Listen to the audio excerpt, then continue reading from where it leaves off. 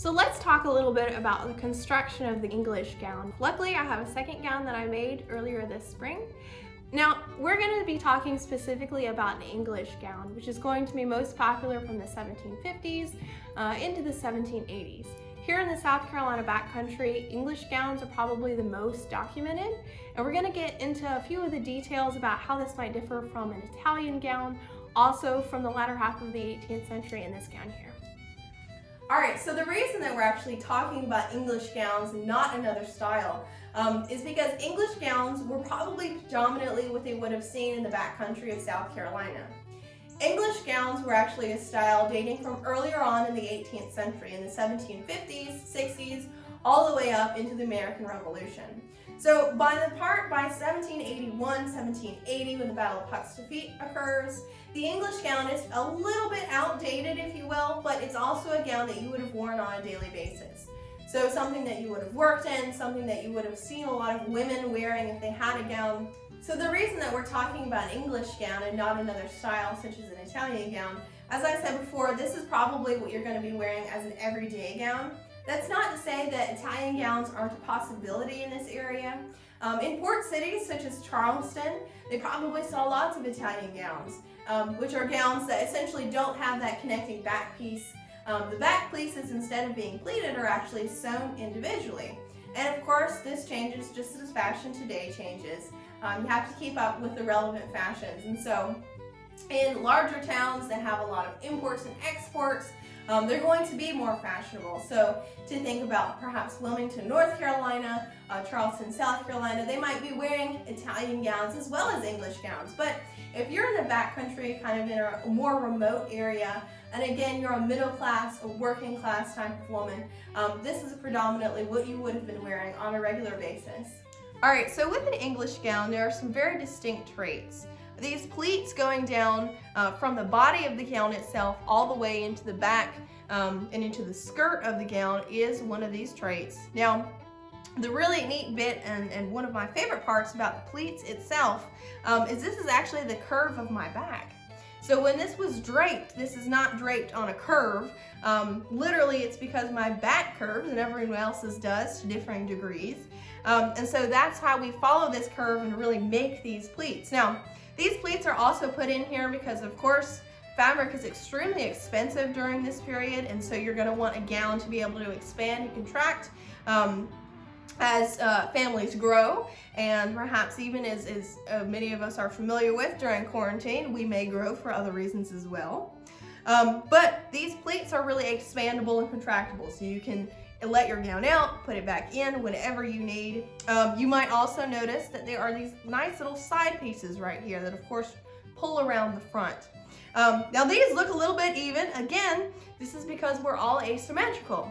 I am very asymmetrical. One hip is higher than the other. One shoulder is a little bit broader than the other. So that's why we have about 1.5 inches here and a very narrow, maybe inch margin on the opposite side. Now the interesting part too about this gown is you'll see lots of piecing. Now you might have heard piecing is period, and piecing are these little bits of fabric that maybe didn't quite make the cut, so you have to put little scraps in. Now I've got a piece here, I've got another one on one of the sleeves here if I can find it. Here we go. And this is something that saves on fabric. So this whole piece, well, it would have fit except for that little bitty bit. So in the 18th century, they would take just a small scrap and just kind of place it in there. It's not so much a patch, but again, just a piece that you would add in there. And of course, you can't quite see it in the inside. We've got a nice lining. And these are traits that you see throughout an English gown.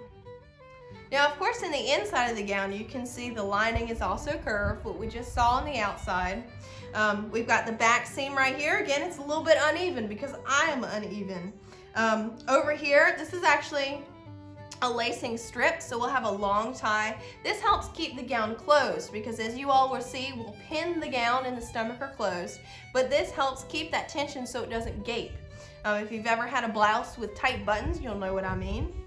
So there are all sorts of different kind of ingenious ways to keep the gown fitted. Of course, we want a very conical shape during this time and a very close fitting sort of a gown.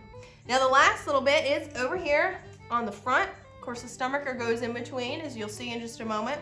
But on the front, we have these little strips, and these are actually called robings. Now, my robings on this gown specifically are attached, so they're sewn in. However, you can also have detachable robings that you literally pin down. They're like long strips that you can pin down. So you'll see robings on a lot of English gowns. This is just kind of, again, a trait of it, kind of a fashion statement of the English gown, and as well as some transitional gowns as well. So an English gown might actually be a little bit more complicated to get into than you think. And while you're watching this, you might think, that's a lot of work to go through just to get into your gown and to get dressed in the morning. But in reality, in our modern worlds today, men might be shaving, spending all that time in front of the bathroom mirror in the morning. Ladies are putting on their makeup and doing their hair. So this is just a normal part of your morning routine in the 18th century. Now the first part to do, most English gowns actually have a small panel right here, which is inserted. This I'm actually going to lace up with a long string. Right here I've just got a linen tape. You could also use a cotton tape, something that will just keep the tension. And really the idea of lacing up these kind of inside panels is to keep the tension from your outer robings that we will later pin on. So we'll go ahead and just lace this up, kind of similar like you would. Of course, I have all of my underthings on, my stays, my neckerchief, lots of petticoats today because it is a little bit chilly. So we're just gonna lace it up, and then we'll go from there.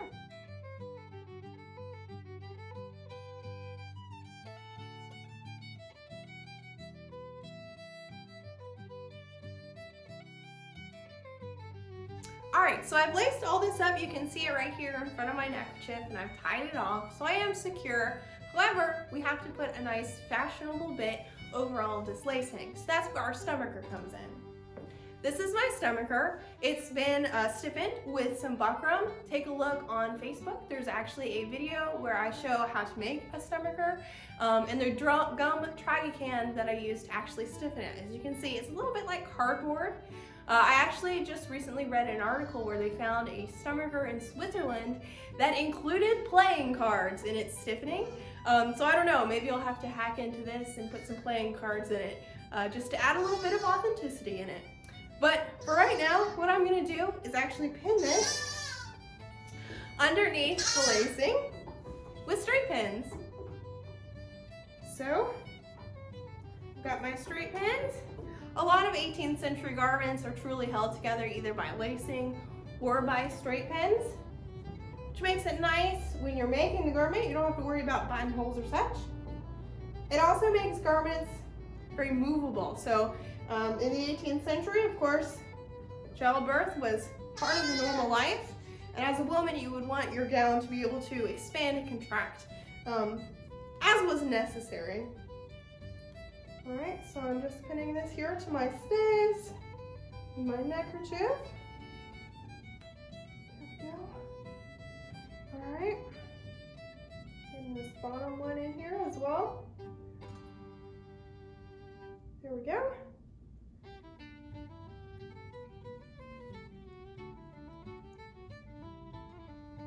All right, now that we've got the stomacher pinned, these are my robings right here, kind of these edges. Now my robings are fixed, however they could also be false, so they kind of are like ties that can be removable. But these are fixed, and these are just going to go right over the stomacher so it has a nice clean, crisp edge. And once again, we're going to take our straight pins.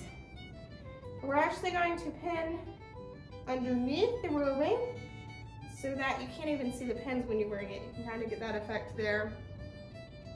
And I'm going to do that all the way down until I am fully secure. All right, and some more pins. So you can see why women had so many pin balls. We see a lot of that in extant paintings and depictions because you were constantly replacing pins as they fell out throughout the day. They also find lots of pins in archaeological sites from the period for this express reason as well. All right, here we go. All right, so I am pinned. Well, my robings don't quite want to stay flat, so I'm going to put one more pin in. There we go. So that they look nice and even. And then we'll be ready to go about our day.